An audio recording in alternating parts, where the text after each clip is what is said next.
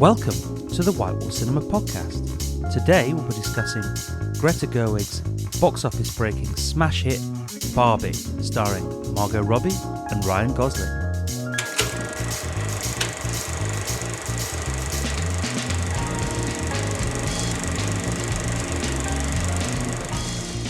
Welcome to another White Wall Cinema Podcast. We're an independent cinema in central Brighton, focusing on interesting, fun, unusual, overlooked cinema, both classic and new.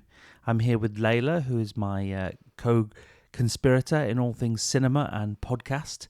And today we're going to be talking about Barbie, which is starring Greta Gerwig, Ryan Gosling, Will Ferrell, and America Ferrera. And Michael Cera, let's not forget Alan. And Michael Cera, yes, exactly. It is the story of the beloved or hated, depending on your political disposition, Barbie doll, and played by Margot Robbie, of course. And she's just another day in Barbie land for Barbie. It's the best day ever, again, just like the day before. And the day before yesterday, and tomorrow, and the day after tomorrow, and so on. And she's doing nothing special. She's invited Ken round to her house for just an average night, which is a choreographed dance routine and bespoke song for a big blowout party with all the other Barbies. When Barbie decides that she's going to have an existential crisis and asks the other Barbies, "Do you guys ever think about dying?" And that is essentially the plot that leads Barbie into and back from the real world outside of Barbie land.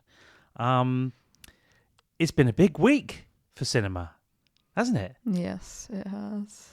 And we opted for Barbie first. Barbie, then Oppenheimer. Barbie, was that the right decision? Barbenheimer. Yeah, but was that the right decision to go that order? I believe so. Yeah.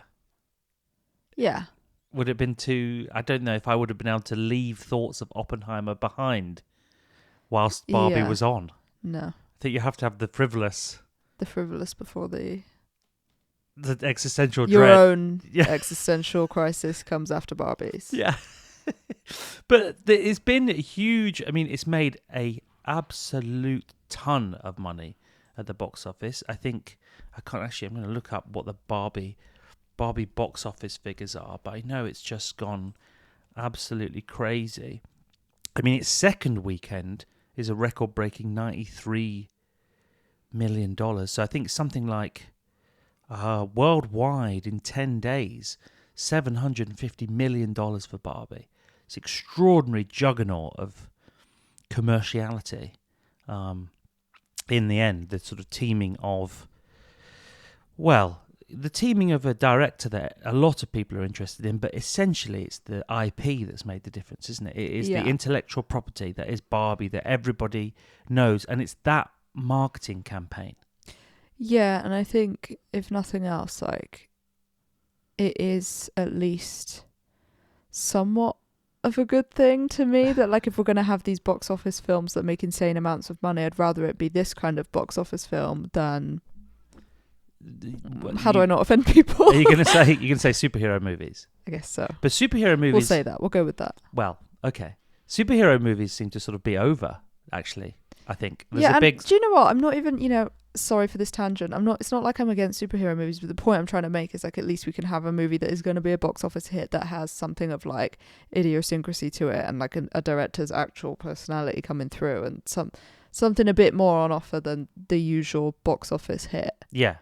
Although it's not, nothing against superhero movies. It's actually just what I'm against, if I'm against anything, is the oversaturation of it. Mm. And, firstly, just talk a little bit about the Barbie marketing campaign. I guess what I'm getting at here is that, like, if this has been so successful, then I do think maybe this is a good thing, because what else will get funded down the line that is a little bit more interesting than the usual things that production companies want to put out there. Want to fund. Funny you say that, because I think it's going to go exactly the other way. But we'll come back to that in a minute. Let's just come back to that in a minute. I just want to talk about the Barbie marketing. I mean, I'm establishing my point here right from the off, as though I'm, like, really into this film, and it's not that straightforward. But I'm just saying, like, I think it could be a good thing. Well, I was just going to say, before we get into all that, I want to talk about the marketing campaign, like how, like, I mean, you told me that it was like $100 million Yeah. marketing campaign, Yeah. and that there was like, I mean, if you went anywhere like in London, there's like wrapped buses, just Barbie, Yeah. not like those standard ads that you see on the side of a bus, No. but like complete buses completely wrapped Barbie in themed Barbie bus. in graphics, Yeah. or you know, the thing about Barbican. the Barbican, if you went to the Barbican, then Yeah. it said Barbie can, Yeah. and the logo in the underground had been plastered Yeah. over with a big Barbie logo. Yeah. Or when we were walking across the Thames that day. Oh yeah. We walked across the Thames and there was a NYX, as in like NYX makeup branded boat that was all like Barbified, and it had like a pink swimming pool and pink deck chairs outside, and it was all for like, you know. I think it was a house. It was a full sort was of it a house? Yeah. It was with like on a barge kind of thing. Video screens and Yeah, it was all a Barbie house boat. DJ and fake pool. Yeah. I But mean, was it a fake pool? well, It was basically a pool. I think it was a pool in the Barbie way, which There was is a space with water in it. yeah, but I think it had that one of those Barbie, like in the movie, it has this pretend pool which is just Oh, you think it was just the like graphic shiny floor of water? Yeah, that's possibly. I don't know. I mean, you know, it was an amazing moment. I was so excited to see this. I was very excited to get my Barbie eyeshadow. To see this corporate crossover happening before my very eyes as we were walking from the BFI over the Thames Bridge there. But and also, I mean, just you could, if you Googled Ryan, even now, if you Google Ryan Gosling, Greta Gerwig, or Margot Robbie, or Barbie, then you get pink sparkly screen. Yeah, the thing, my whole screen lights up and the whole thing turns like pink. Barbie sparkles. If anyone hasn't done it yet, go for it. Somebody made the point, and I think this is sort of true. I mean, I don't know how this is for people that aren't so tapped in. I mean, not like I spend all my time looking at stuff, but, you know, tapped into movie stuff generally. Yeah. And, you know, like actually have like normal lives doing real things. But just spending a lot of time looking at movie stuff all the time, you get a lot of this stuff put at you. And I'm sure people saw Barbie everywhere, but I felt, and I'd heard this point made by somebody else, not an original point, I felt that I was being bullied into liking this Barbie movie by the end. Same, and I was really annoyed by it, and I was like sick of it, to the point where I actually didn't want to go and watch the film. Yeah. So, is that a successful marketing campaign? I don't know. I did go and watch the film, so maybe they know what they're doing. Yeah. And if anything, it made me hate it so much that by the time I watched the film, I was like, I don't hate it as much as because I was so prepared to really hate it. Yeah. That like it could only get better. Yeah. Because I was basically at rock bottom. You'd lowered your expectations. Yeah. I mean, it's an interesting one, isn't it? Because you know, Greta Gerwig doing this movie, and I've been following Greta Gerwig for, I mean, when did I think maybe the first time. I mean, I'd seen stuff with her, but I definitely think the first time I really knew who she was probably about 2010. So you were following Noah Baumbach's films? No, it was. Well, I was. But the thing is, I'd started to see her pop up in various things, and then, you know, when she did start working with Baumbach in 2010, it sort of solidified the thought in my mind that she was someone to watch. Yeah, I think I only knew her through those films. Right, because there's also, you know, the Whit Stillman Damsels in Distress and things like that. There are other bits and pieces that we'd seen over the time, you know, and so basically, you know, I've been I'd say a proponent of Gerwig, someone who liked Gerwig and follows Gerwig. Yeah. And I if I'm honest, you know, I think she's such like a talented actor. Yeah. Like extraordinarily kind of talented actor, actually. You know, she's sort of like, to me, she's like the new Carole Lombard. But I think sometimes when you watch someone and you support them as an actor and you see that they're really talented, it's hard not to think, if this person directs movies, you have a certain expectation of them, and they're sort of not allowed to deviate from it. Well, this is the thing. I mean, about Greta Gerwig. So previously, Greta Gerwig has directed. She's directed solo directorial efforts. I should qualify this with. In more recent times, has been Lady Bird, which was, you know, very well received and is a good movie. As is the follow up Little Women. But with both those movies, I couldn't help shake the idea that we'd seen both these things done better before, and that as good as movies as they are, they're a little hollow. Maybe they're just missing a little something to sort of push them up to the next level of how good they could have been. I think for me, like, I definitely preferred Lady Bird to Little Women. By the time I was watching Little Women, I was sort of thinking, like, I watched Lady Bird and I thought, well, this could have done more. I feel like she could have gone further and been a bit more.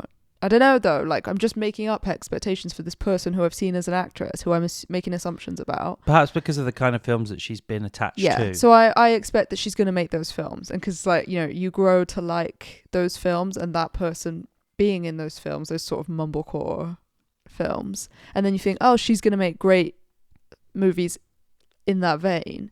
And then they do something else and you're sort of like, okay, like Lady Bird's, I did enjoy Lady Bird. But then Little Women, that was where I started to feel like, I'm not sure. It didn't really do anything for me. It felt like, and by the way, I have read Little Women, the novel. So I don't know. Maybe I felt, there's always that. It's easy to be cheated when you've read the book. Yeah, there's always that. But still, I think I was watching it. I remember distinctly having that feeling of like, oh, she used slow-mo for no reason. Like, there's a scene, I think it's Saoirse Ronan running down the road. Maybe she's like trying to submit a manuscript or something and whatever, trying to get a book published. I don't know what she's doing. And then there's a scene of her like basically just running home or something. And it's slow-mo. And I remember feeling like, why are you doing this? Not drawing attention to your own directorial style. Yeah, for like non-plot arbitrary purposes. slow-mo. Why is it needed? And that drew me out of it. And then I sort of, I don't know. I just felt a bit like, what's the whole point in this whole thing? Like, what is this film really doing?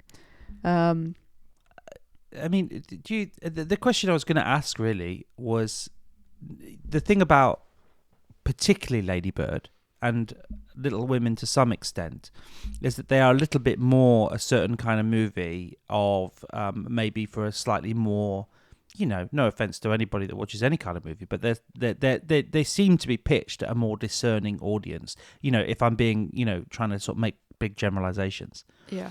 And it's not that Barbie doesn't have its discerning points. It's just the very idea of Greta Gerwig moving over to one that's being discussed is that she's moving over to now, because I heard an interview or saw an interview with her and her producing partner. I'm not even sure what his name was, but they were discussing it, and the general theme that came out of it was that Greta Gerwig wants to be the biggest director, not just the biggest female director in Hollywood, which, you know, again, an amazing thing, but the idea, but to be the biggest director in Hollywood, full stop. And obviously she's Greta Gerwig and I'm nobody, and she could do whatever she wants. Yeah, but the thought that goes in the back of my mind, and I'll be honest about it, is I have to think, I don't want a woman that has been so amazing and basically is breaking boundaries for female directors to just turn into Michael Bay or J.J. Abrams or James Cameron or whatever. We've already got that rubbish. Why don't we? Can we have something more akin to the kind of even the kind of work she's done already, which has been, you know, relatively and again, maybe Barbie doesn't even quite fall into this category, but my worry is that she's moving over to an IP, and I'm very conscious, you know, to an intellectual property, an already established, you know, there's such a glut of movies over the last 20 years that are just based on a popular book, based on a popular theme park ride, based on a popular comic book, based on a popular whatever, and not original storytelling. Yeah. And original storytelling is like the most, you know, I mean, no, Little Women falls into that category to a degree, but I think the thing, just to clarify, like with the Little Women also, just final point on that. Go on. It's like there is that Little Women film that already exists, right? I don't know what year it was made. I'm not going to... 94. Yeah. Yeah, the Winona Ryder one. Yeah, and I just kind of felt like, is this new one doing anything that one didn't? But this is the world we live in now. They make a movie and then 8 or 9 minutes later, they make another version of it and reboot it. That's basically the same. Yeah, I mean, we saw that, you know, that diagram that a while ago, you remember, about if they keep rebooting Batman at this rate, there'll be a Batman every 20 minutes or whatever by the year 2042 or whatever it is. But, you know, it's just the idea that they're and, you know, I'm conscious as well, because to criticize a female director of doing this and not not criticize male directors who do this. But believe you me, if anybody out there knows me or listens to me, I'll criticize male directors considerably more for this same potential sin. Because, I think, as much as we might sort of talk, perhaps in our next podcast, about Christopher Nolan and Oppenheimer, which is inextricably linked to Barbie now for some, strange reason. Yeah. I think it was. I was not a big Christopher Nolan fan actually, but I just can't. I think it was a mistake for him to do that Batman stuff. I didn't like that Batman stuff really, and it's kind of ruined a lot of cinema because it's cleared the way for a lot of things. So the movie's sort of okay okay-ish, but it's what comes of it, and it's what comes of this Barbie movie that I'm slightly concerned about in terms of the screens that have been taken up. I mean, Barbie has already I think on one day there was in London there was 7,000 screenings of Barbie. Wow. Nobody needs that many screenings of Barbie when there's so much other great cinema out there. Not even just niche cinema, like that new Mark Cousins documentary that was out about Hitchcock or whatever, or something like that. I mean, he was complaining about himself, but also just even just Mission Impossible Dead Reckoning, which is a big commercial hit with the most bankable star in all of Hollywood, has been booted out because of these two movies. Essentially, it's been. I mean, maybe they fluffed the release date, but the point is that, that there could be a cinema that has two screens showing Barbie, one showing Oppenheimer, and it's like, it's why? A shame because that Mission Impossible was so good. Yeah, it was. Yeah, and that's a cinema love, as we say that but it's sort of with Transformers, there's those kind of movies. And just to go back on what you said about whoever said her partner saying that she wants to be the biggest. Not her partner, but her production partner. That's what I mean, like her business partner. Not her that's what Noah Baumbach. No, like her business partner saying. The ambition they have decided together. It's just that he happened to be. It sounds so horrible and vapid that I can only imagine it's just something that some weirdo publicist has said. I'm having visions of Greta Gerwig, at home with this co-film producer or whatever, being oh, imagine if I was the biggest female, the biggest filmmaker of all time. I could probably do that after Barbie. And then they've gone out in public and been Greta Gerwig says she wants to be the it's too insane a thing to ever say. Why would anyone ever say it? They were in the room together as it was said. No, I believe you. Side by side. I fully believe you. I'm just saying that's how it comes off to me. It's so insane. Yeah.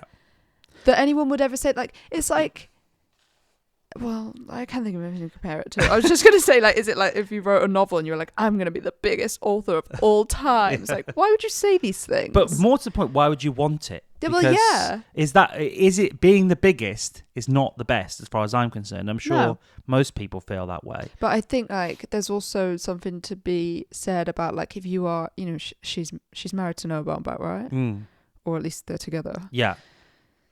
I wonder what it would be like to both be filmmakers and to maybe feel you have to differentiate yourself in some way. And if he makes a certain type of movie, which is a story-led kind of more realism, I don't know. In fairness, and perhaps it's a mistake on my part, I might have been aligning the two closely. Yeah, that's what I mean, but it's hard not to because she's in those movies. But it's not just that she's in those movies, it's that she co-writes those movies. She co-writes the movies. So she stars in the movies. It's her voice. But at the end of the day, you can understand why she might feel I want to do something drastically different to this. Yeah, but I want to do my own thing. I mean, maybe the best case scenario, she wants to be Steven Spielberg, Yeah. And I think that's basically what, I mean, I only half read this interview, but it's something along those lines. But Steven Spielberg, and it sounds obvious because she's a female director, to be but from a female perspective, but that does mean something because it's I'm interested to see if she's going to go that route of doing these, I don't know, blockbuster films. What is she going to grow and develop her craft, and actually are we going to end up with something good, which is maybe blockbuster films, but she is doing something I guess unique in terms of the cinema landscape in actually putting a female perspective into blockbuster films that has not been done yet. Well, that could be worth something, could be valuable to people. It's going to be a mixed blessing because I hope that happens. Yeah, that's what I think we all hope that she. Yeah, but I think the thing we're doing is looking at what she's done so far. Yeah, and sort of feeling ooh, what sorry, but like, what graph is she going to come out with if this is her plan? But actually, I'm thinking like, okay, No, but could that it sounds get like better? that sounds like we feel too harshly towards the movies, and I don't think we do. But I didn't mean that. take it back. Well, I'm just saying, like, if she's really going to go and do this, Yeah. presumably she's going to be learning along the way and like developing her own craft, and like it will potentially become something more than what we've seen so far. Well, the one it's thing, not going to be just like Ladybird with like $1 million marketing campaign. one thing I've learned is you're not really a movie director until you're in your 80s. That's something I've learned. I just got a text from my mum saying, "Have you seen the Barbie movie?" Oh, rather. Yes, mum. Yeah. Well, I said to somebody, I thought that this is a huge phenomenon as far as I'm concerned. This Barbenheimer thing, and I did say to somebody the other day, they asked me, what have you seen lately? And I said I've seen Barbie and Oppenheimer, and they went already. And it's like, I was thinking, it's been a week. Is it not the event of the decade? It's been a week, hasn't it? Yeah. So, and the only, we'll talk about Oppenheimer in the next thing. But the thing I was going to say, before we really get into Barbie a little bit more, is that this thing about Gerwig teaming with, or if I would say legitimizing this idea of the IP and going to Mattel and working to do an intellectual property that's already developed. Yeah. Now, I mean, this was known prior to Barbie's release. This is not new information because Barbie has been such a success. It's going to embolden this. But prior to Barbie existing, and the very idea of Barbie coming up, it is the leader on a series of films planned by Mattel, which, if you liked Barbie, don't worry, because I'm not making this number up. It sounds like I'm making a joke. Don't worry, there are another 45 Mattel movies coming. 45. We don't need 45 Mattel. We might need 2 or 3 at best. The thing is, when you told me this and you said there's going to be an Uno movie. Well, you've ruined my punchline, but let me take you through them. So there's yeah, I know, listener, you are reeling from that bombshell. But yeah, there's going to be a Polly Pocket movie.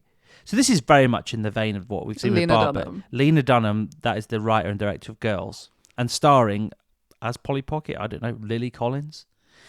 Yeah. So anyway, and then there's going to be a Barney movie, which maybe this makes more sense. I don't know. I'm excited for that one. Well, it's starring Daniel Kaluuya of Black Panther and Get Out fame. And he's set to produce. Is he starring or producing? I'm not sure. He's involved with it, either as production or in starring in it. But he said that it is going to be surrealistic. Whatever that means. Okay, I am intrigued. Yes, well, there you go. So maybe there, with a Polly Pocket by Lena Dunham and Daniel Kaluuya's Barney, surrealistic Barney, purple dinosaur Barney, for those that don't know, because not everyone is like young enough to remember Barney. Or old enough. Maybe we've reached the limit there. We've also reached that point. Maybe they may not be old enough. Maybe we've reached the limit there of what's appropriate for the Mattel IP, but we're also going to get Major Matt Mason, which nobody knows what that is. Never but apparently it's an heard of it. action figure. But that's Tom Hanks is going to be Major Matt Mason. So there we go with that. And Good then luck, Tom. the writer of Cocaine Bear is working on a Cocaine Bear. Yes, if you don't know what that is, Google that trailer. Is working on a horror comedy script for the Magic 8 Ball movie. And I was actually with somebody the other day who I mentioned this to, and they happened to have a Magic 8 Ball within reach, and they shook it. You know who you are if you're listening to this. They shook the Magic 8 Ball and said, "Will any of these Mattel movies be any good?" And the Magic 8 Ball told us, "I'll get back to you later on this." Okay, it sounds like you were hanging out with Weird Barbie. So, and then there's also this person? there's going to be a Master of the Universe movie, which we've already had a He-Man movie, but I think they're going to try and get He-Man and She-Ra. There was a sort of dodgy 80s He-Man with Dolph Lundgren. It's sort of wonderfully dodgy, and you see it now in the adverts. They put Skeletor and He-Man from that movie in it, but that's going to take on Marvel, it seems, and it's Mattel. Maybe Netflix is involved. I don't know, He-Man, She-Ra, Masters of the Universe is the overall... Do we feel like it's all just a kind of genius ploy to revamp so that people buy the toys again. It's just more generations wanting the toys again. Of course, but this is what I was going to ask you. Let me just finish. I'll just finish this. Hot Wheels, Warner Brothers and Mattel doing Hot Wheels. Yeah, draw the line at Hot Wheels. Hot Wheels, which is directed by J.J. Abrams, which is going to be, and I quote J.J. Abrams, emotional, grounded, and gritty.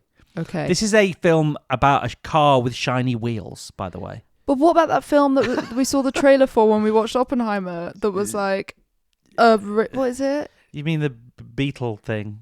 I don't Is know. that what it is? It's like he's a video gamer and he plays like a car game, and then they're like, we're going to. Oh, you mean? Oh, sorry, not that. Oh, yeah, Gran Turismo. Yeah. Yeah. Why? One of the most ludicrous. First of all, why? Secondly, do we need Hot Wheels? And then there's Rock'em Sock'em Robots with Vin Diesel, we'll get finally, but coming full circle, Lil Yachty is apparently in the starring role for the Uno movie. So, I mean, it's as far as I'm concerned, it's a complete mess, this. And why this has now opened the door to what is basically going to be the thing that is going to soak up all the screens across all the cinemas in all the world, like Marvel and DC have for the last however many years, and push out all the real, interesting, original stories and just IP. I mean, the Paramount CEO, Brian Robbins, who is the guy, by the way, who directed Good Burger. Do you know what Good Burger is? Yeah. The Keenan and Kel movie. Yeah. I mean, nonsense, right? You know, fun maybe, nostalgic maybe, but obviously like crap, essentially. The Good Burger director is now, amazingly, the CEO of Paramount, is talking about they're not going to do any more original animated movies, like ever. And they're just going to focus on IP. And again, I quote Brian Robbins when he says, and he's on the current cover of Variety for some reason with all the Teenage Mutant Ninja Turtles, because they're doing a Teenage Mutant Ninja Turtles movie again, and he's on the cover of it. Why the stars of the movie aren't on the cover and not the CEO? But anyway, he says that we're not just going to release an expensive original animated movie and just pray people will come. Well, you don't pray, Brian. You work for it. Yeah, mate. you market it, and you make it good. But if you look at craft, if you look at past eras, 70s and 80s, and see the original, 60s, 70s, and 80s, and even the 90s, and you see the percentage of films that are just like original storytelling. Yeah. Even Ghostbusters, when Ghostbusters came out, was like an original story, the first one. You go back to those eras and there's very little of this. It's really less than 10%. And now it's the other way around. Everything in the last 15, 20 years is all intellectual properties that are previously, because basically people who run these studios are risk averse. They're wanting to get something out of an audience that's already developed. And now 90% is basically things we've seen before, or it's either a sequel or an IP. There's 10% of it is original. And so of course we're running out of things to do because nobody's being allowed to make original stuff because these movies with IPs are pushing everything off the screen. Yeah. Yes. That's my... And again, it's difficult because I don't want to focus this just on Greta Gerwig. It isn't, but it is very much a moment of passing the Rubicon. We've seen all these young kind of names in the, not necessarily young people, but young directors, if you like. Chloe Zhao, who made Nomadland and won the Oscar for that. Let's be trite about it and say it's a tasteful picture, won Best Picture. She made that Eternals movie for Marvel. That was her next move. Sarah Polley, who made Women Talking, quite an intense movie about serious issues, has now signed on for a live-action Bambi Disney film. Why you want to do a live-action and Disney what's Greta Gerwig Bambi doing film? next? And wait, Greta Gerwig is now on to... Do you know what it is? Did I tell you? Yeah, two Narnia films. Like, what's the point of this? I hope she basically just says either drags the blockbuster into a more interesting place, although Narnia's not going to do that. Well, that's what I was trying to get at earlier. Yeah. Is that like she is, with this Barbie film, she has dragged the blockbuster into a more interesting place, like you say. And if nothing else, maybe that's what we can expect from blockbusters. No, because she's doing them for Netflix, so they're not going to be anywhere. Yeah, first of all, Netflix. Secondly, this thing about intellectual property is just going to do away with any potential for original story ideas, like you were saying. So it's like, well, it comes at a cost. Let's talk about Barbie. Like maybe these films can be slightly quirkier, but like Well, yeah, they're but that ultimately just all about existing products. seems like the quirkiness is just sort of a selling point, though, Well, not yeah. really. I think like, but this Barbie thing was like largely hinged on like, well, how is she going to do a Barbie film and it not just be about how awful Barbie is for like women? Well, let's Then get it was just, how can we whitewash Barbie so that like we make it so that everything's okay now and you can all buy Barbies again because like they're actually so amazing for women. Yeah, well, let's get into it. Let's get into Barbie itself specifically. You know, from a positive point of view, it is very funny at points. Yeah. I think it is a funny movie. It hits a lot of, especially in the beginning. I mean, it hits right from the beginning, it hits you over the head with so many great little, presses so many buttons in the beginning that are fun. With the Lizzo song at the beginning. Again, we're not going to get into spoilers here, but just at the beginning is all these products arrive. The Barbie dream house and all the different Barbies and all the different kind of all the different Kens and all the different sort of it's a frantic kind of enthralling first 20 minutes, and they do have jokes in the beginning, which are a couple of them are a bit laboured in the beginning. They are. They're sort of repeated one after the other. It's sort of the same joke goes on for a while. It gets old a bit quickly. It's just not quite funny enough to repeat the joke about drinking, which everyone will know. Yeah, but when, you she can pours her milk out in the morning, like nothing comes out of the carton, and then there's a scene where later in the movie. But at least it's lifted by this kind of Lizzo song that happens, and they sort of make the song a bespoke song and augment it. So it's quite well done. It's enjoyable. It's quite well done. I think one of the things, maybe this is getting too far into the film already, but I just think that like because of that beginning where it's like quite an intense like 20 minutes of like it's funny, it's immersing you in the world of like Barbie land, and it's fun, and you're just like kind of amazed by all the sets, and you just sort of sit there thinking this looks like it was a lot of fun to make, and just for the sets and the design, great practical sets, like amazing. Yeah, and it's almost like I was saying, like, if nothing else, it's kind of worth looking at just for that, or worth having made just for the sake of that. I mean, it's worth, the movie's worth going to just to see the practical sets. Yeah. Just to see the amazing, and I feel that they didn't quite make enough of this in a way, but the sections where Barbie or characters are traveling from Barbie land to the real world, which we'll come to in a minute, but I don't know if you've seen the way in which they did that stuff. It was very... I guess the people might understand it in a sort of, it was very Wes Anderson-ish, because they're sort of made to look false. They're made to look like, it's that great thing of Hollywood artifice and making, they've got a lot. And even the Barbie dream house is set with what is clearly like a painted sky. Yeah.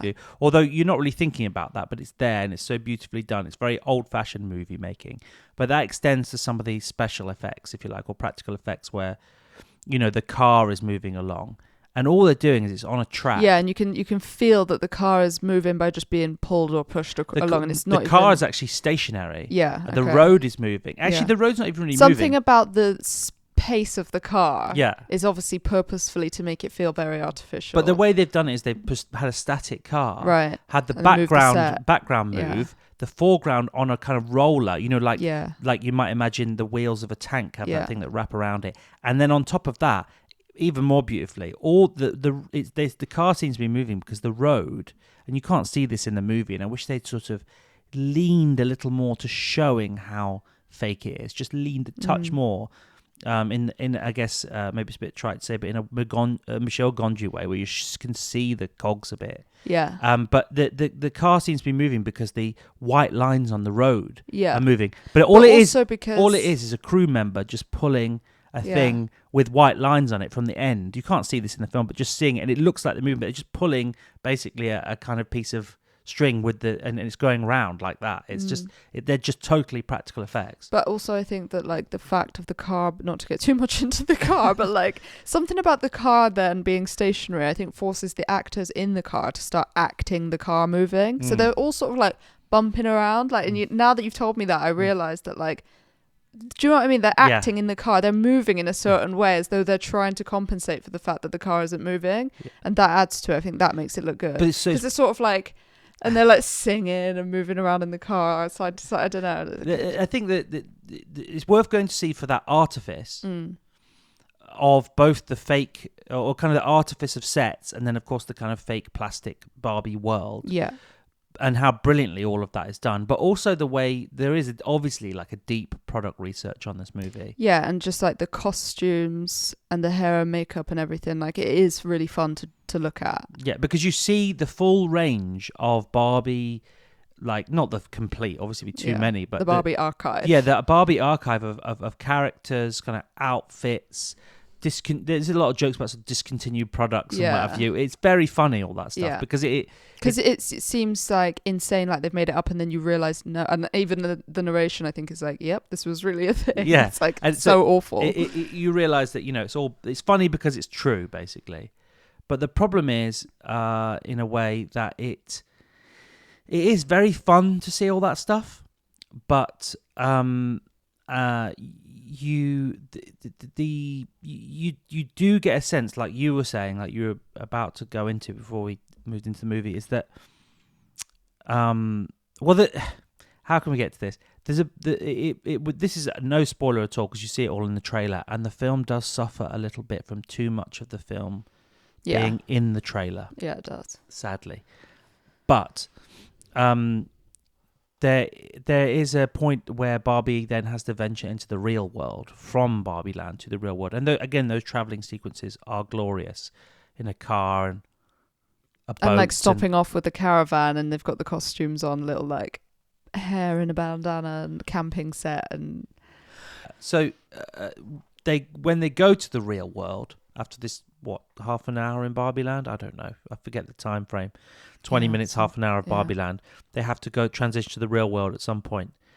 And the real world is boring. The real world is so boring. It's not just that the real world is boring compared to Barbie Land. I mean, the movie then becomes boring, formulaic.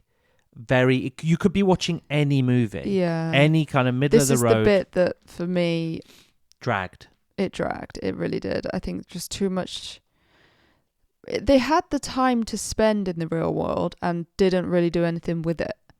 And I just think there was a lot of missed opportunity.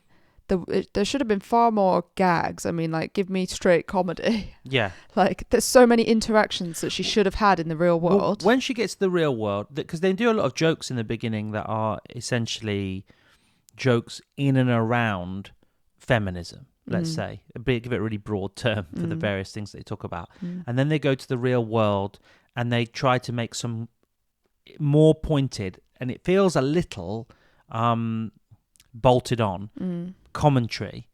And, when they're sort of rollerblading, for instance, they start making commentary that is, kind of... what should we call it? Twitter feminism? I don't know. They're just things that by that I mean that people will want these asides, or sometimes you feel like they're making a point in the movie. And I think it's let me just be upfront. I think there are great things about this in terms of like it's kind of feminist communication. There are some great things about it. But the problem in a way is that sometimes you feel the comedy the points they're making about feminism are bolted on, and they're really just ways of stopping people going onto Twitter after the movie and complaining about something that wasn't in the movie. Like, let's say this now so that people don't complain about it on Twitter or something. Yeah. And you can feel the movie creaking under the weight of having to say these things occasionally. And that's all fine, but... the problem is that... well, it's also the delivery. Agreed. So there's like an instance where they're rollerblading and Margot Robbie makes a comment about like, don't you feel like you're about to get attacked or something? Like, don't you feel this is like a hostile environment? Effect of it, yeah.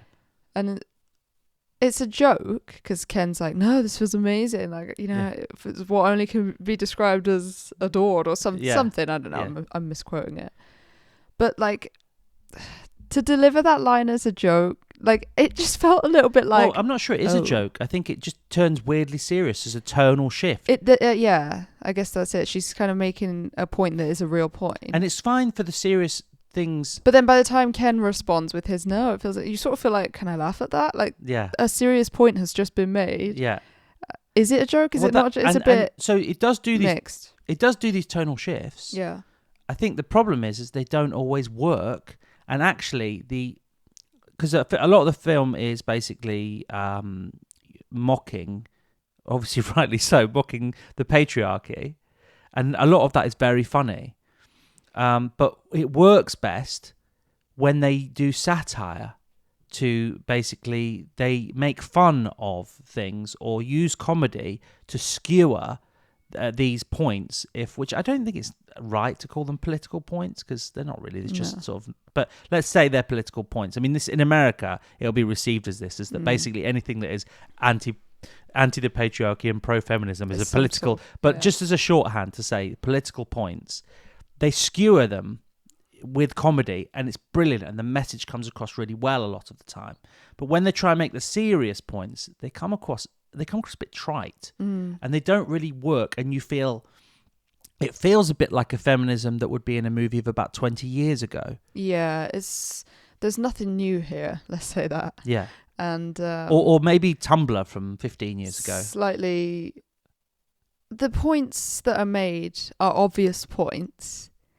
There's nothing new. It's not really offering any new insight. I guess like it doesn't feel like enough to like hold up a film, but like to say, well, I guess at least it takes, everything takes longer than you'd want it to, and like this is a box office hit. It's like a blockbuster film.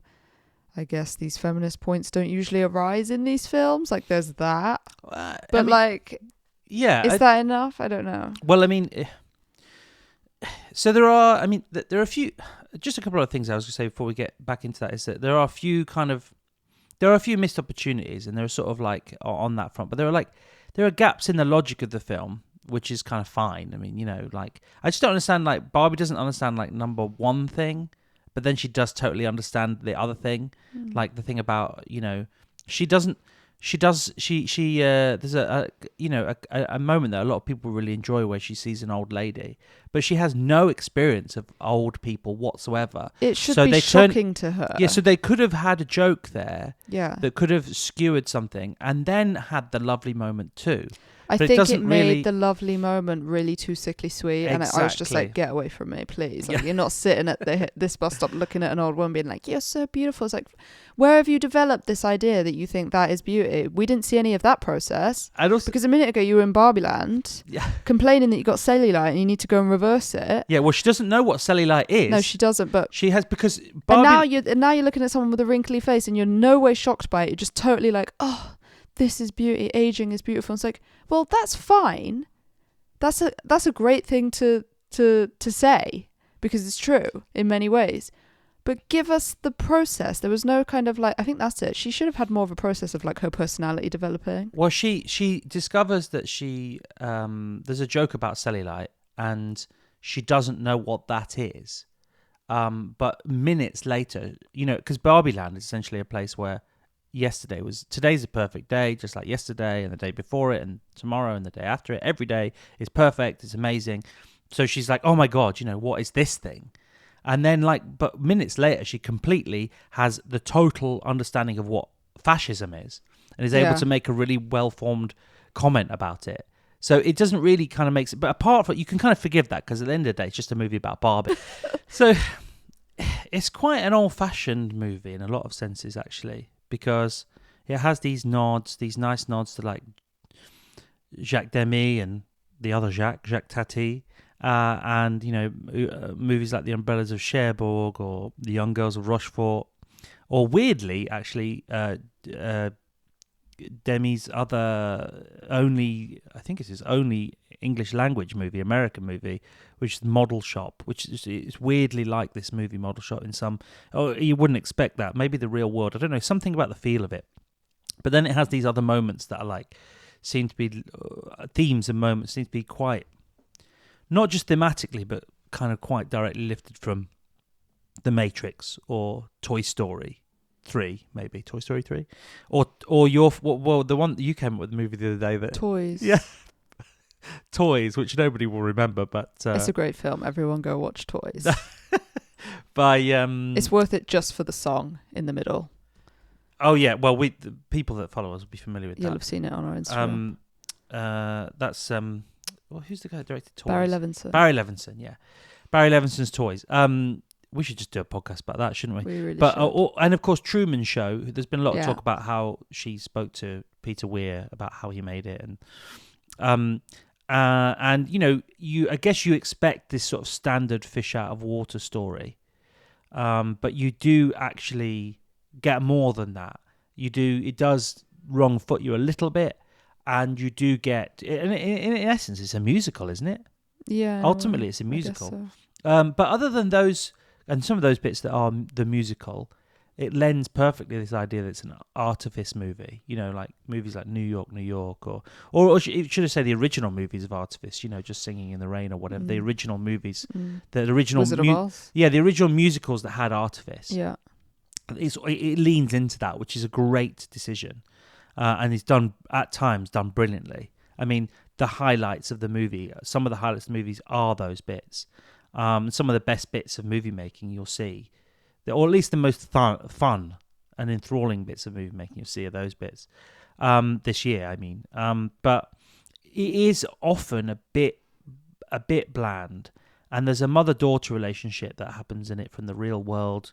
Again, we won't get into spoilers, but when I feel like I'm watching those bits, I feel like you could just be watching like any mainstream movie. Yeah, it almost feels like it pulls out of the Barbie movie into another movie. But it's not a bland movie. Yeah, it's not. But it's not a good thing. It's like, okay, it's not quite the sparkling, mega budget feminist Barbie that we've been watching because it's in the real world. But it still should have this kind of. It should keep pace with it. It should, and all it seems to be that's like, well, we'll put Will Ferrell in. That will do. Yeah, it does feel like that. And it feels like. And also, well, if you trying to avoid spoilers or no, you're just gonna say, America Ferrera feels like she could just be played by Greta Gerwig, and it would be better. Well, Greta Gerwig is the director. So let's talk a bit. But she could have totally done that role. We'll work up to the speech. No offense to America Ferrera, who I love. Yes, which people remember her as Ugly Betty. Ugly Betty. But Sisterhood of the Travelling Pants. We'll work up to. Oh, great reference. We'll work up to that. Cinema. But it feels like. So this I don't I hesitate to use the word politics, but just as a shorthand, that it's a fun movie with sort of interjections of gender politics, which range from the very funny to the supposedly profound, and then often trite. But as I say, it works best when it's a satire. And like we're saying that these gender politics are sort of nothing new, really. And a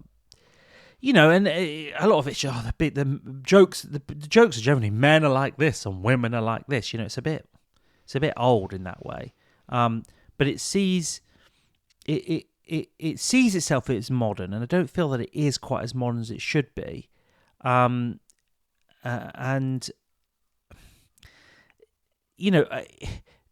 it does make some great comments about the realities of being a woman, but sometimes they're just too obvious, too ham-fisted, too shoehorned in, and there's a big sort of revelatory speech about kind of being a woman, which I think people in the screening that we were at, and probably almost all the others, there was a sort of smattering or a temptation of people to kind of applaud this kind of, I guess you might, if you're being reductive, I'll call it like the Oscars clip, where they sort of make a kind of, it's this and it's that and it's the other thing, sort of getting into but it's not a very profound speech. It's actually quite a dull speech. It's actually quite trite. It's not particularly revelatory.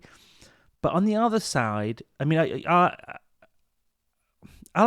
me ask you how you felt about it. But I do also think, I guess, there will be people. I do appreciate the fact there will be people who, I mean, these seem like old ideas to me. Yeah. But there will be people who haven't formed these thoughts yet. There will be young people watching this movie, or people that just don't engage with, or have not engaged for whatever reason, because everybody comes across these things at different moments in their life or for different reasons, who won't have formed these thoughts. So they are, it's not that they're not valid thoughts. I just don't think they're interesting enough or delivered with enough, there's not enough of revelation. They don't go far enough. That's exactly that. That's a good point. It doesn't as go well. far enough. Yeah. Like, it wasn't, like you said, it wasn't revelatory. It didn't give you anything new. I'm not asking her to, like, really be breaking new ground here, but, like... But deliver it in a sharper way or a wittier way? Yeah, deliver it in a wittier way. It was just... It's like you said earlier about, like, Twitter feminism. It's just obvious stuff. It's, like, headline stuff. Like, something that you tweet to get likes and clicks, and it's just obvious to everyone who's ever had a thought. So for me, it didn't do anything, and the fact that, like, I mean, I struggled with this throughout the whole film, with, like, people laughing at things, and I was like, well, that just ain't funny. Or people being like, woo, yeah, and I'm like, yeah, what? Like, I thought that when I was 10. Yeah. What do you mean? How are we like? Well, maybe they just, I guess, the act of hearing it out loud. Yeah, I know, and that's what I was getting at earlier. Like, sorry, that all sounded so mean, but like, this is kind of what I was saying earlier. It's like, if nothing else, well, these ideas are making their way into blockbuster films. So that is something, because blockbuster films are shown to wider audiences of, like you say, people that haven't necessarily engaged with thought like that. And it's not like in their everyday, it's not something that they engage with every day. It's not something, not everyone's on Twitter. Not everyone's online. Like, there are people who are older and younger who haven't come. I don't know. There's no way to say it without sounding really patronizing, but it could be a good thing that these ideas are now in films that are reaching more people. But this is just from your point, or like a point of view of someone who has engaged with these ideas. I think there's two people will fall into... Well, I think that's what's frustrating about it, because you know that Greta Gerwig... I mean, I was just reading this BFI Sight and Sound review of it, and it's like saying, you know that Greta Gerwig is an educated white woman. So I'm almost thinking, like, what is the excuse for an educated person living in Los Angeles with a lot of money and who's worked in the film industry and has, like, educated friends and interesting conversation in their life? What is your excuse for not making this less obvious, more engaging? And I'm not saying it had to be serious, like, but I wanted it to be dealing with things that were a bit more in depth, but, like, with a comedic edge, and, like, made it kind of, it will make it approachable because it's a satire, and it's just... And when the satire comes, it's funny, it's right. Yeah. But perhaps when they're just trying to make straight points... It was just too obvious. It was just too obvious. And this, essentially what I'm saying is, the stuff that America Ferrera was saying, it was like feminism 101. It's like cliche. Yeah. It's like 16-year-old discovers... Yeah. I don't know. But do you know maybe one of the problems with it? It's not just that it's obvious, like the monologue itself is obvious. I always feel like, I mean, I do have a tendency of, like, zooming out and thinking, like, what is this actor thinking as they're saying this? But, like, I do wonder if, like, America Ferrera is, like, being forced to say this stuff that's actually really obvious and a bit cringe, and, like, stuff that people tweet to get likes and retweets, because it's just so obvious and so inoffensive. Yes. That, like, how could you not listen to that and agree with what you're saying? Because you're really not going far with it.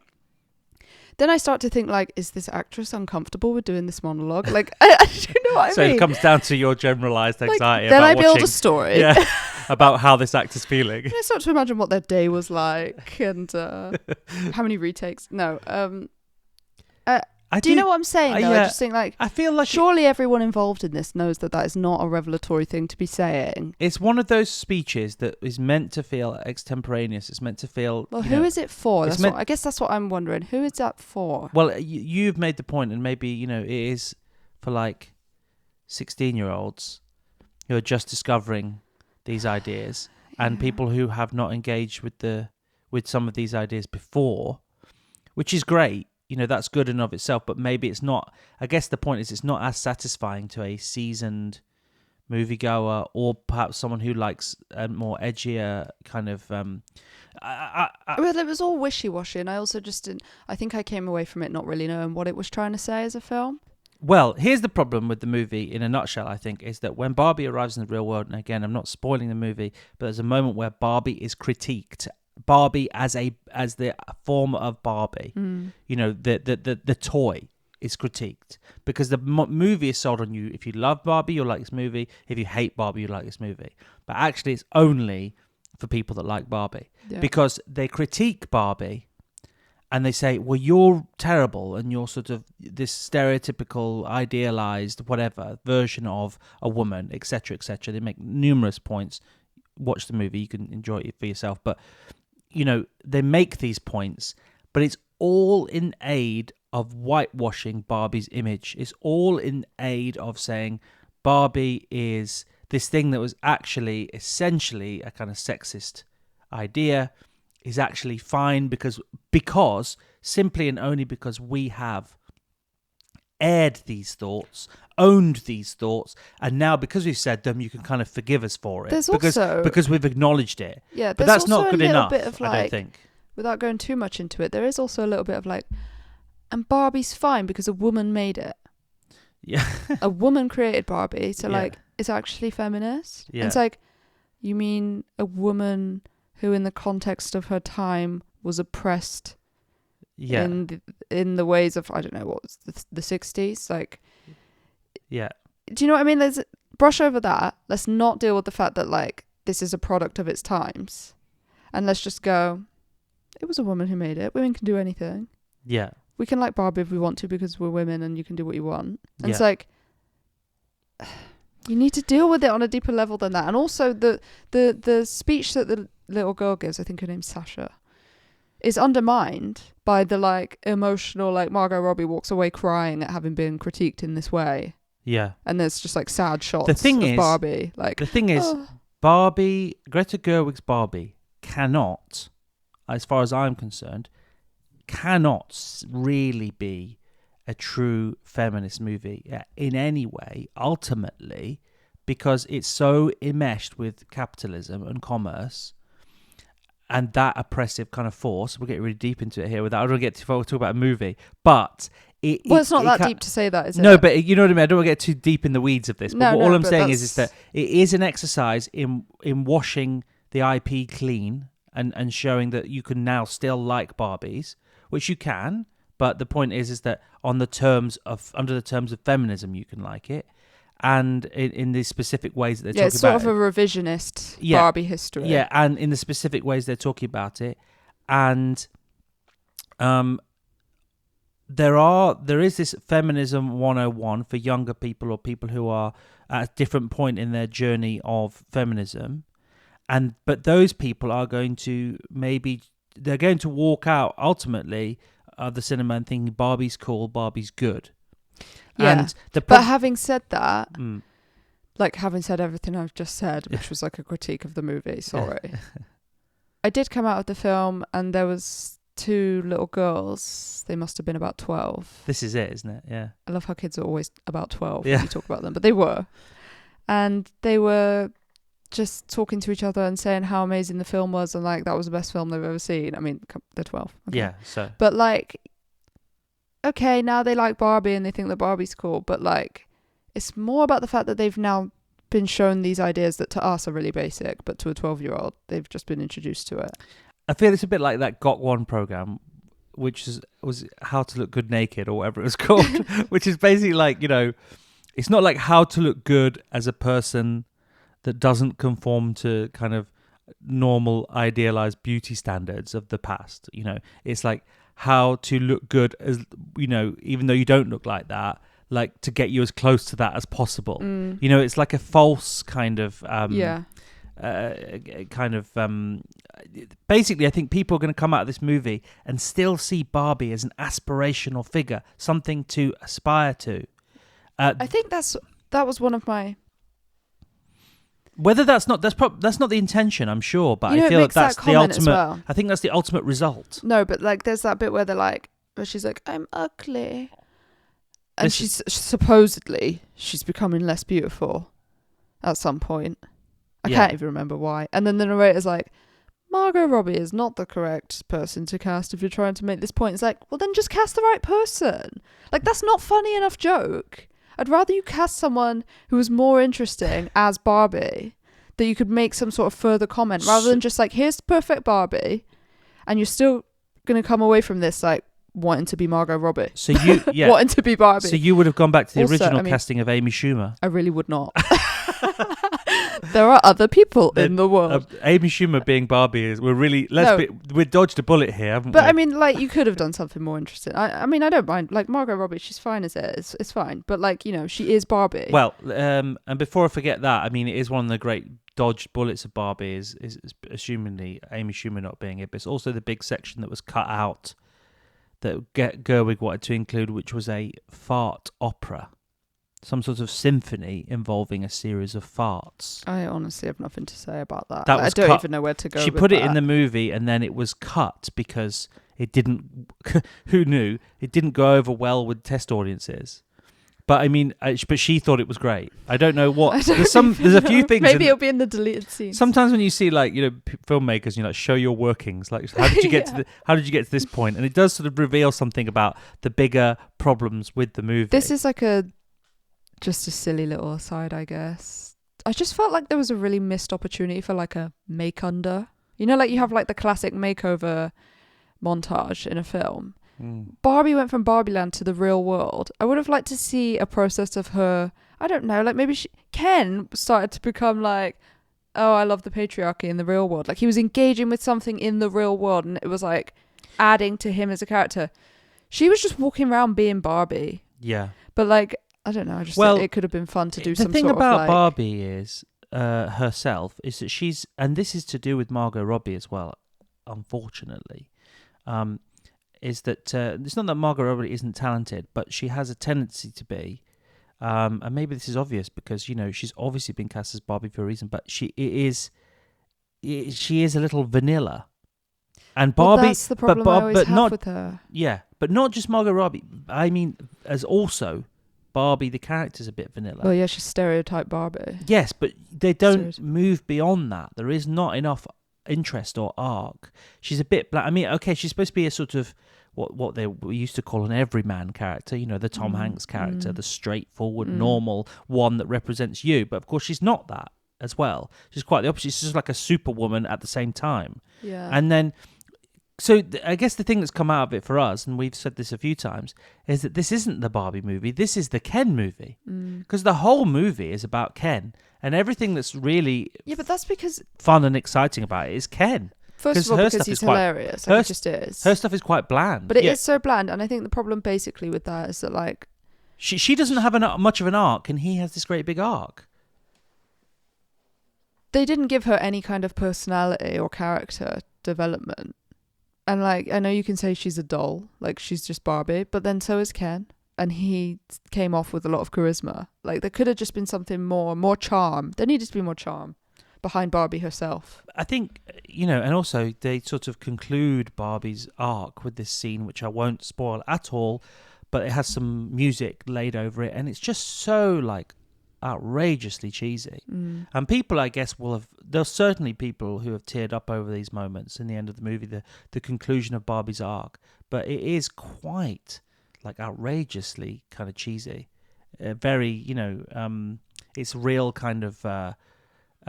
it's like highly sentimental. Yeah.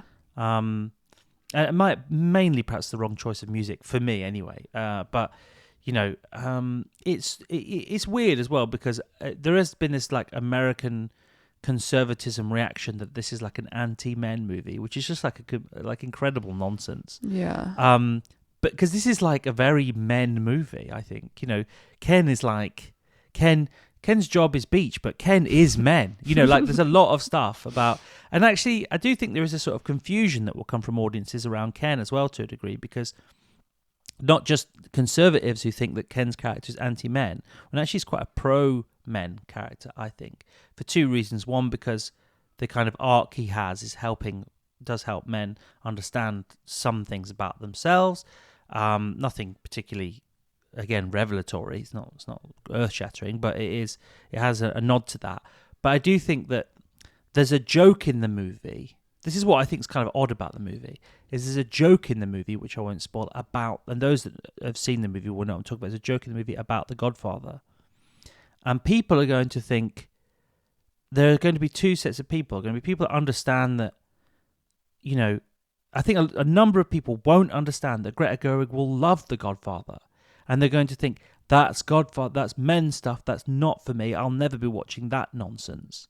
Rather than, actually this is a joke about something, but something that Greta Gerwig worships. I mean, a great example is a lot of the Gosling stuff, and I really did appreciate this, but that is based in the persona, the actual person, the actual real life persona of 1980s Sylvester Stallone. And that's the look that they've given him. And obviously it's like lampooning it. But at the same time, like, people, not everybody, both from both ends of the political spectrum are not going to understand the deep level of love, respect, and enjoyment that Gerwig has for Sylvester Stallone, and like Rocky movies and stuff. And actually, I saw an entire interview where Gerwig talked nothing throughout the whole interview except for how much he loved 80s Sylvester Stallone and Rocky movies and like the stuff that Stallone would wear in those days. I just feel like that's part of the cynical marketing of the movie, though, because it's the same thing as if you love Barbie, you'll love this movie. If you hate Barbie, you'll love this movie. It's like, if you love The Godfather, you'll love this movie. If you hate The Godfather, you'll love it. Do you know what I mean? Like, it can afford to have those misunderstandings. Yes. It can afford to have both sides of the audience. One that goes, oh yeah, ugh, men's stuff, The Godfather, Sylvester Stallone. Or the ones that understand, like you say, this is sort of like lovingly done. It's like in jest, obviously, but like... It's not an anti-man's movie. And it's not an anti-man's things movie. It's just about behaviour. And so, I don't know. I mean, but it is less of a Barbie movie than it is a Ken movie. Ryan Gosling does steal the show. And are we now paving the way for the Ken movie? Or some sort of Barbie 2 that is basically about Ken? Or I don't know. It's too Ken. Too much Ken. Yeah. Not too much. It's really enjoyable. And it's the best thing about the movie. But it just doesn't feel like the Barbie movie. It feels like the Ken movie. I want the Alan movie. The Alan. Yeah. Something. That would be good. Because Alan needed more screen time. I really believe that. Although on the other side of it, I know that's part of the joke. Yeah, because he was discontinued. Well, the Michael Cera Alan character, I think, actually is really wonderful because in the screening that we were in, there's a lot of times in the movie where the movie just cuts to Michael Cera. It's his micro expressions, just a look, just his face, just a shot of his face doing not really anything, but that is Michael Cera. And he doesn't say anything. Yeah, he doesn't do anything particularly, and it happens throughout, and it doesn't land. Like nobody laughs. Yeah. At all. I thought it was hilarious. But it is the most hilarious thing. I mean, I'm sure obviously there will be screenings where like there was laughter, but like in the one that we were in, for whatever reason, it just seemed to like fall flat. Yeah, because these shots seem sort of purposeless and pointless, but that's why it's so funny. I felt like I could almost hear people's thoughts of being like, what's next? Like, what's he going to do now? And then he doesn't do anything. And you're like, that is the joke. That is why it's so funny. Yeah. But it's sort of, maybe it's not instant for everybody, but it's well, it's fun. The audience was howling. Yeah. Weren't they? Yeah. And I thought there were some moments for me that were extremely funny. There were. And there's a lot of that, and truthfully, a lot of that stuff with Ken and the choreography and all that stuff is the best stuff about the movie, and it's quite exciting when it's happening because you're seeing people who are clearly really enjoying not only being in the movie but making the movie, and the whole process is clearly, and people are enjoying watching it as much as they have enjoyed making it a lot of the time. Ryan Gosling getting to do a comedy role. Like, you just don't see that all the time. Yeah. And basically getting to be, I don't know, like Danny Zuko as well, like a little bit Grease. Yeah, absolutely. It's very funny, that stuff. But I mean, people were kind of oddly hyped for it, weren't they? And it to be honest, it felt like for a lot of people, posting a picture of what they are wearing before going to the cinema was much more exciting to them than actually being in the cinema. Yeah. But that doesn't mean that they weren't, a lot of people who aren't avid cinema goers will have gone to this. Yeah, I mean, so it's fun. It was just seen as an event, wasn't it? Yeah, it's an excuse to dress up and go out, I think, for some people. And that's been great. And the fact that in a way Oppenheimer's sort of attached itself to this, even though of course it's a movie in its own right, I think it's probably made some money off the back of this. The fact that it's this Barbenheimer thing. It's a bit like the movie industry's version of Blur versus Oasis, and who's going to be number one.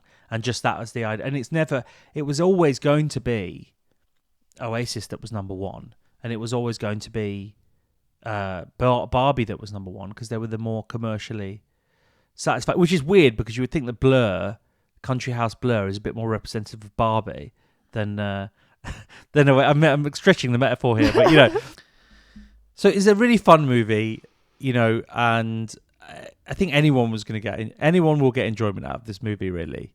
unless you're sort of some sort of hard right, Fox News anchor or something like that.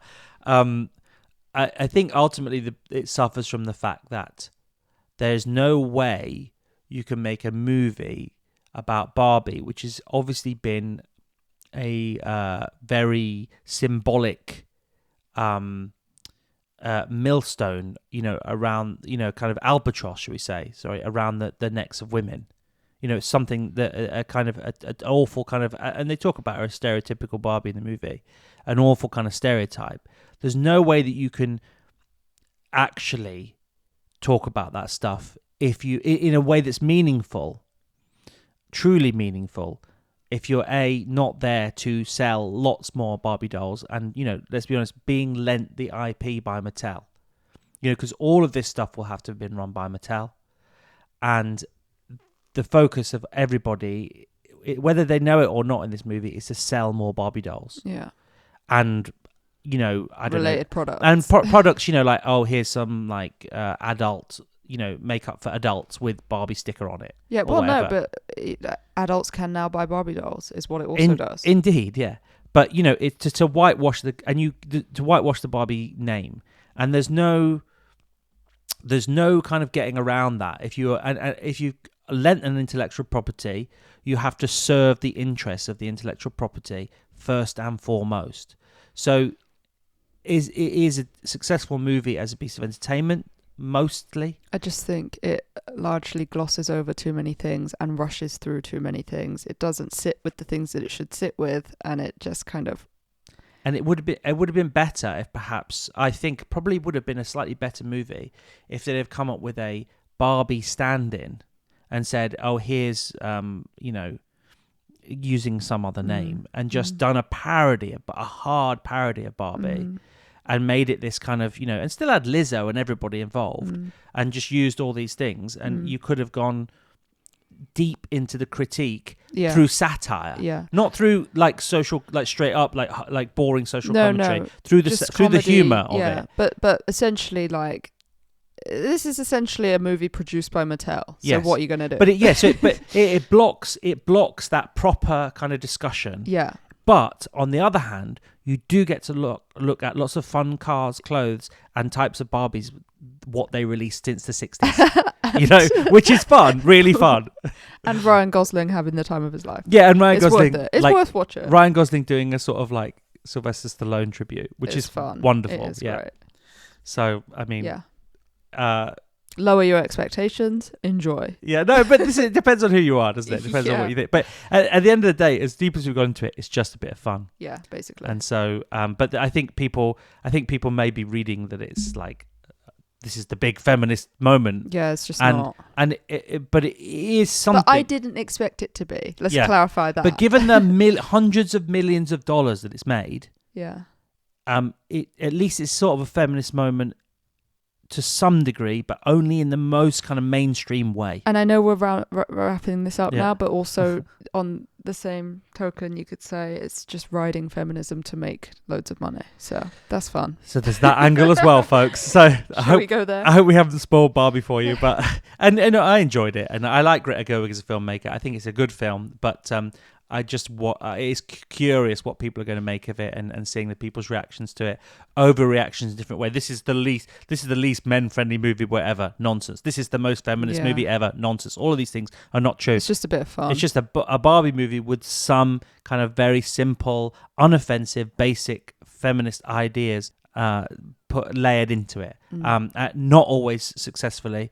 So it's not always like on the money with that, and it's not always on the money with the comedy, but very often it does really well in all these areas, and it's a decent movie. But I look forward to seeing what happens after the two Narnia movies.